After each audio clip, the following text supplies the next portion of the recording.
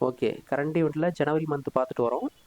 அந்த விதத்தில் 7ஆம் தேதி 8ஆம் தேதி நடந்த முக்கியமான ஈவெண்ட்டில் பார்க்கலாம். சரிங்களா? ஓகே. ஜனவரி 9 திருவள்ளூர் மாவட்டம் பொன்னேரியில் தொடங்கிய திட்டத்தின் பெயர் என்ன? உங்கள் கனவை சொல்லுங்கள். சரிங்களா? ஜனவரி 9 திருவள்ளூர் மாவட்டம் பொன்னேரியில் தொடங்கிய திட்டம் உங்கள் கனவை சொல்லுங்கள். சரிங்களா? இந்த திட்டத்தின் மூலமா என்ன பண்ணுறாங்கன்னு சொல்லி பார்த்தீங்கன்னா, ஒவ்வொரு குடும்பத்துக்கும் பிரதான 3 கோரிக்கைகளை வந்து நம்ம அதில் எழுதி தரலாம். அப்படி எழுதி தந்தீங்கன்னு சொன்னால் அது எண்மமயமாக்கப்பட்டு நிறைவேற்றுவதற்கு அதை வந்து முயற்சி செய்வாங்க. சரிங்களா? ஓகே, நெக்ஸ்ட் கொஷின் பாருங்கள். தமிழ்நாட்டில் 5 வயதிற்குட்பட்ட குழந்தைகளுடைய இறப்பு விகிதம் எவ்வளவு? தமிழ்நாட்டில் பார்த்தீங்கன்னா 5 வயதுக்குட்பட்ட குழந்தைகளுடைய இறப்பு விகிதம் எவ்வளோ அப்படின்னு சொல்லி பார்த்தீங்கன்னா 1000 குழந்தைகளுக்கு 13 குழந்தைகள் வந்து இறக்கிறதா சொல்லியிருக்கிறாங்க. சரிங்களா? 1000 குழந்தைக்கு 13 குழந்தை இறக்கிறதா சொல்லியிருக்கிறாங்க. சரிங்களா? இந்த குறியீடுலாம் ரொம்ப ரொம்ப முக்கியம். எக்கனாமிக்ஸை பொறுத்த வரைக்கும் மகப்பேறு குறியீடு, மக்கள் தொகை குறியீடு, பாலின சமத்துவ குறியீடு, மகிழ்ச்சி குறியீடு, பொருளாதார குறியீடு இப்படின்னு நிறைய விஷயங்கள் இருக்குது. சரிங்களா? அந்த விதத்தில் இந்த குழந்தைகள் இறப்பு விகிதமும் கேட்பாங்க. சரிங்களா? 5 வயதிற்குட்பட்ட குழந்தைகளின் இறப்பு விகிதம் தமிழ்நாட்டில் எவ்வளோன்னு பார்த்தீங்கன்னா 1000க்கு 13. சரிங்களா? இது தேசிய சராசரி. இந்தியா லெவலில் எடுத்து பார்க்கும்போது கம்மி தான். சரிங்களா? அதாவது எல்லாத்துலேயும் தமிழ்நாடு வந்து முன்னணியில் தான் இருக்குதுன்றதை நம்ம தெரிஞ்சுக்கலாம். சரிங்களா? ஓகே. இந்தியாவிலேயே மிகப்பெரிய ஒருங்கிணைந்த ரெயின்போ ட்ரவுட் மீன், ஓகேங்களா, ட்ரவுட் மீன் பண்ணை எங்குள்ளது அப்படின்னு சொல்லி கேட்டாங்கன்னா தெலுங்கானா மாநிலத்தில் ரங்காரெட்டி மாவட்டத்தில் அமைக்கப்பட்டுள்ளது. சரிங்களா? தெலுங்கானா மாநிலத்தில் ரங்காரெட்டி மாவட்டத்தில் அமைக்கப்பட்டிருக்குது. சரிங்களா? இந்த ரெயின்போ ட்ரவுட் மீன்றது ஒரு மீன் வகையை சார்ந்தது. சரிங்களா? இது எங்கே அதிகமாக காணப்படுதுன்னு சொல்லி பார்த்தீங்கன்னா இமயமலை பகுதியில் காணப்படுகின்ற ஒரு மீன் தான் இது. சரிங்களா? அதை தான் வந்து இந்தியாவிலே மிகப்பெரிய ஒருங்கிணைந்த பண்ணையாக மாற்றணும்னு சொல்லி தெலுங்கானாவில் ஏற்படுத்தியிருக்கிறாங்க. சரிங்களா? ஓகே, நெக்ஸ்ட் பாருங்க. எம்சி மேத்தா அப்படின்றவங்க என்ன செய்கிறாங்கன்னா இந்திய அரசை எதிர்த்து ஒரு வழக்கை சுப்ரீம் கோர்ட்டில் போடுறாங்க 1996. இந்த வழக்கில் பாதுகாக்க உருவாக்கப்பட்ட ஒரு சுற்றுச்சூழல் பகுதி எது அப்படின்னு சொல்லி பார்த்தீங்கன்னா தாஜ்மஹால். சரிங்களா? ரொம்ப முக்கியமானது. எம்சி மேத்தா தான் இதை எதிர்த்து ஒரு போராட்டம் பண்ணி தாஜ்மஹாலை வந்து பாதுகாக்கப்பட்ட ஒரு சுற்றுச்சூழல் பகுதியாக மாற்றுறாங்க. சரிங்களா? ஓகே, இதெல்லாம் சும்மா ஜஸ்ட் தெரிஞ்சு வச்சுங்க போதும். 1996 நடந்த வழக்கு இது. சரியா? ஓகே. தேசிய பசுமை தீர்ப்பாயம் எப்போது நிறுவப்பட்டது? சரிங்களா? தேசிய பசுமை தீர்ப்பாயம் எப்போது நிறுவப்பட்டது அப்படின்னு சொல்லி பார்த்தீங்கன்னா 2010. சரிங்களா? இதெல்லாம் ரொம்ப முக்கியமானது. சரிங்களா? தேசிய பசுமை தீர்ப்பாயம் எப்போ நிறுவனாங்கன்னு சொல்லி பார்த்தீங்கன்னா 2010. சரியா? ஓகே. அதுக்கடுத்து பாருங்க, சுற்றுச்சூழல் பாதுகாப்பு சட்டம் 1986. 1986 சுற்றுச்சூழல் பாதுகாப்பு சட்டம். நீர் மாசு தடுப்பு மற்றும் கட்டுப்பாடு சட்டம் 1974. காற்று மாசு தடுப்பு கட்டுப்பாடு சட்டம் 1981. இதெல்லாம் ரொம்ப முக்கியமானது. இதெல்லாம் நல்லா ஞாபகம் வச்சுங்க. சரிங்களா? ரொம்ப ரொம்ப முக்கியமான சட்டங்கள் இதெல்லாம். சுற்றுச்சூழல் பாதுகாப்பு சட்டம்னா 1986.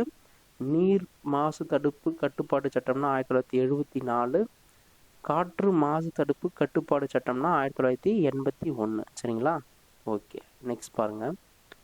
வானிலை முன்னறிவிப்பு, காலநிலை ஆராய்ச்சி, முன்கூட்டியே எச்சரிக்கை போன்றவற்றை செயல்படுத்த ஏற்படுத்தப்பட்ட இயக்கம் எதுங்க? மௌசம் இயக்கம்ன்றது இதெல்லாம் செயல்படுத்துறதுக்காக ஏற்படுத்தப்பட்ட ஒரு அமைப்பு தான். சரிங்களா? வானிலை முன்னறிவிப்பு செய்வாங்க, காலநிலை ஆராய்ச்சி, முன்கூட்டியே எச்சரிக்கை விடுப்பாங்க. ஓகேங்களா? இதெல்லாம் செயல்படுத்துறதுக்கு ஏற்பட்ட அமைப்பு எதுங்க? மௌசம் இயக்கம். சரிங்களா? மௌசம் அது பேர். சரிங்களா? ஓகே. பெண்களின் நலம், பாலின சமத்துவம், அனைத்து வளர்ச்சியை உள்ளடக்கி ஐநா பெண்கள் அமைப்புடன் ஒரு ஒப்பந்தம் வந்து மேற்கொண்டிருக்கிறாங்க. பெண்களுடைய நலன், பாலின சமத்துவம் இதெல்லாம் வந்து வளர்ச்சியை நோக்கி போகணும் அப்படின்றதால ஐநா பெண்கள் அமைப்போட ஒரு ஒப்பந்தம் ஏற்பட்டதா ஒரு சமீபத்த தகவல் வந்தது. சரிங்களா, அதை தான் இங்கே போட்டிருக்கேன். சரி, உலகின் மிகப்பெரிய அரிசி உற்பத்தியாளர், முன்னாடி நான் பார்த்துட்டேன், இது அடிக்கடி திருப்பி வந்தாலும் நான் இதை கொடுத்துருக்குறேன். சரிங்களா, உலகின் மிகப்பெரிய அரிசி உற்பத்தியாளர் எதுங்க? இந்தியா தான். சரிங்களா, இந்தியா தான். 2024-25 சமயத்தில் 150.18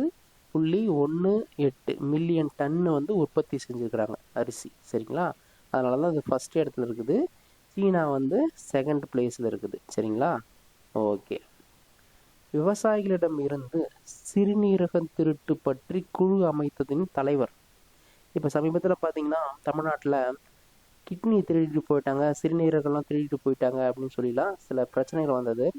அதுக்காக தமிழ்நாடு அரசு ஒரு குழு அமைச்சாங்க. அந்த குழுவோடைய தலைவருடைய பேர் தான் பார்த்தீங்கன்னா பிரகலாத். சரிங்களா, பிரகலாத்தோடைய தலைமையில் தான் இந்த திருட்டு விஷயங்களை பற்றி கண்டுபிடிக்க ஒரு குழு அமைக்கப்பட்டது. சரிங்களா, ஓகே.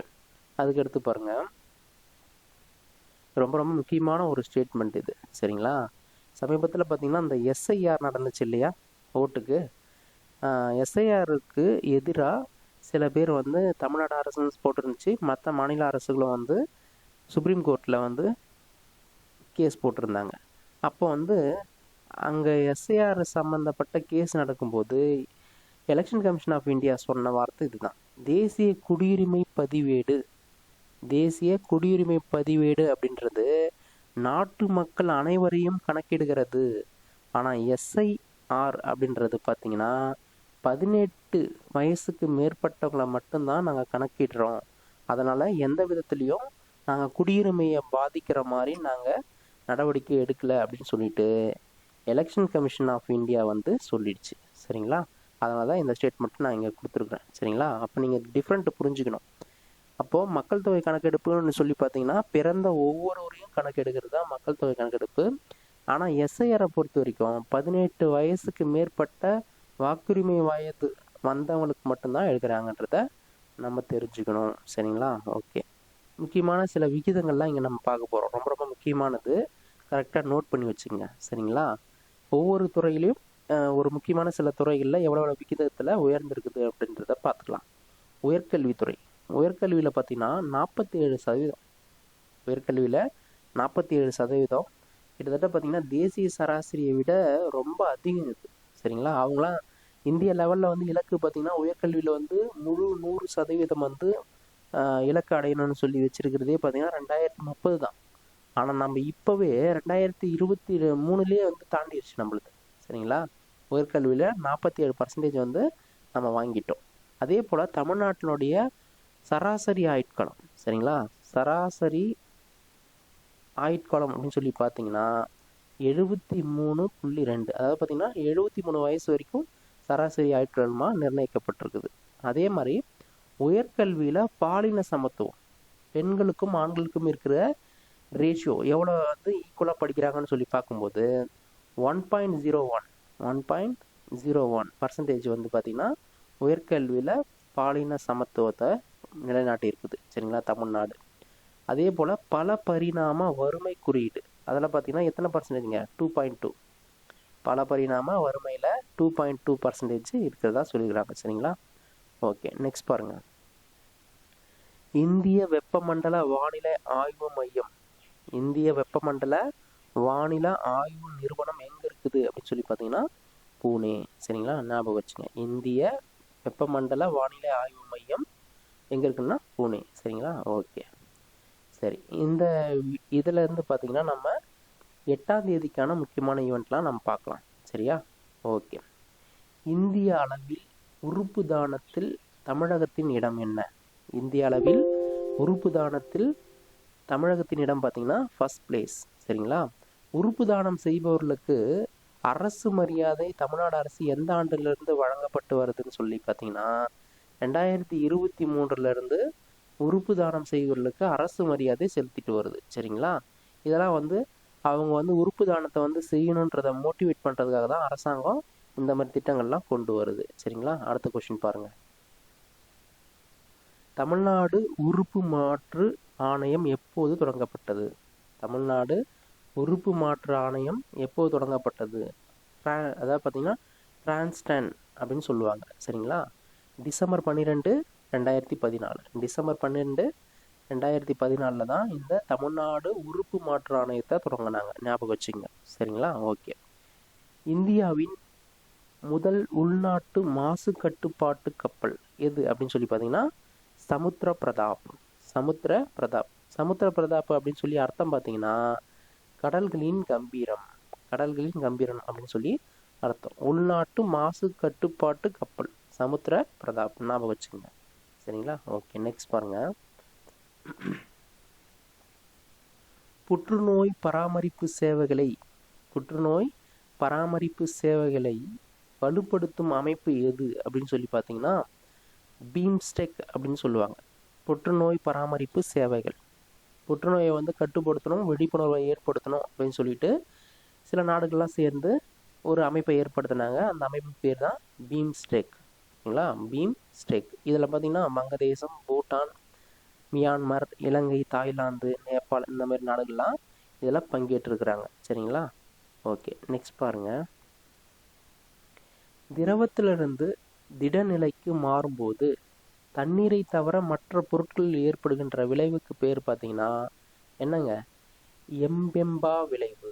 எம்பெம்பா விளைவு. சரிங்களா? திரவத்திலிருந்து திடநிலைக்கு ஒரு பொருள் மாறும்போது, தண்ணீரை தவிர ஒரு பொருள் மாறும்போது அதில் ஏற்படுகின்ற விளைவுக்கு பேர் என்ன? எம்பெம்பா விளைவு. சுருக்கமாக சொல்லணும்னு பார்த்தீங்கன்னா வெப்பம் குளிரை விட வேகமாக உறைந்து போகும். வெப்பம் வந்து குளிரை விட வேகமாக உறைந்து போகும்னு சொல்லி பார்த்தீங்கன்னா சீக்கிரம் உறைஞ்சு போவோம்னு சொல்கிறேன். சரிங்களா? ஓகே. நெக்ஸ்ட் பாருங்க. இந்திய எரிசக்தி வாரம். இந்திய எரிசக்தி வாரம் 2026 எங்கு அனுசரிக்கப்பட்டது? சரிங்களா? இந்திய எரிசக்தி வாரம் 2026 எங்கு அனுசரிக்கப்பட்டதுன்னு சொல்லி பார்த்தீங்கன்னா கோவா. எங்கங்க? கோவா. சரிங்களா? ஓகே. நெக்ஸ்ட் பாருங்க. பண்டைய காலத்து குஷான பேரரசின் அரிய நாணயம் எங்கு கண்டுபிடிக்கப்பட்டது? பண்டைய காலத்து குஷான பேரரசின் அரிய நாணயம் எங்கு கண்டுபிடிக்கப்பட்டது அப்படின்னு சொல்லி பார்த்தீங்கன்னா தக்ஷசீலான்னு கேள்விப்பட்டிருப்பீங்க. தக்ஷசீலான்ற பகுதியில் அருகில் இருக்கிற யுனெஸ்கோ உலக பாரம்பரிய தளத்தில் தான் இந்த குஷான நாணயங்கள் கண்டுபிடிக்கப்பட்டதா நம்மளுக்கு தகவல் வந்துச்சு. சரிங்களா? ஓகே. நெக்ஸ்ட் பாருங்க. இது அடிக்கடி நீங்கள் கன்னிமாரா பொது நூலகம் 1890 பாபி ராபர்ட் பாரன் கன்னிமாராவால் அடிக்கல் நாட்டப்பட்டு 1896 டிசம்பர் 5 திறந்தாங்க. சரிங்களா? நல்லா ஞாபகம் வச்சுக்கணும். யாரால் அடிக்கல் நாட்டப்பட்டது அப்படின்னு சொல்லி பார்த்தீங்கன்னா பாபி ராபர்ட் பாரன் கன்னிமாராவால் அடிக்கல் நாட்டப்பட்டது.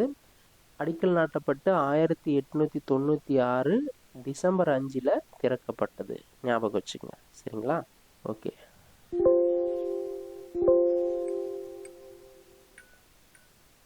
ஓகே. இந்தியாவில் உள்ள தேசிய நூலகம் எத்தனை? இந்தியாவில் உள்ள தேசிய நூலகம் எத்தனை அப்படின்னு சொல்லி பார்த்தீங்கன்னா 4. இந்தியாவில் உள்ள மொத்த தேசிய நூலகங்கள் எத்தனைன்னா 4. கொல்கத்தா, டெல்லி, மும்பை, சென்னை. இந்த 4 இடத்துல இருக்கிற முக்கியமான நூலகங்கள், தேசிய நூலகங்கள். சரியா? ஓகே.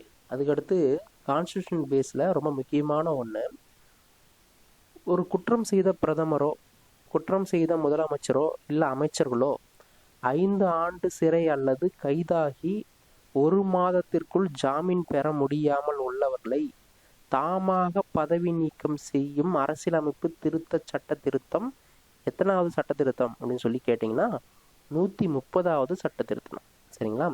ஒரு குற்றம் செய்த பிரதமரோ இல்லை முதலமைச்சரோ இல்லை ஒரு அமைச்சரோ 5 ஆண்டு சிறை தண்டனையோ அல்லது கைதாக்கப்பட்டு 1 மாதத்துக்குள்ளே ஜாமீன்லேயே வெளியே வர முடியாமல் இருக்கிறாங்கன்னு சொன்னால் அவங்கள தாமாகவே பதவி நீக்கம் செய்ய முடியும் அப்படின்றதுக்காக ஒரு சட்ட திருத்தத்தை நாடாளுமன்றத்தில் அறிமுகப்படுத்தினாங்க.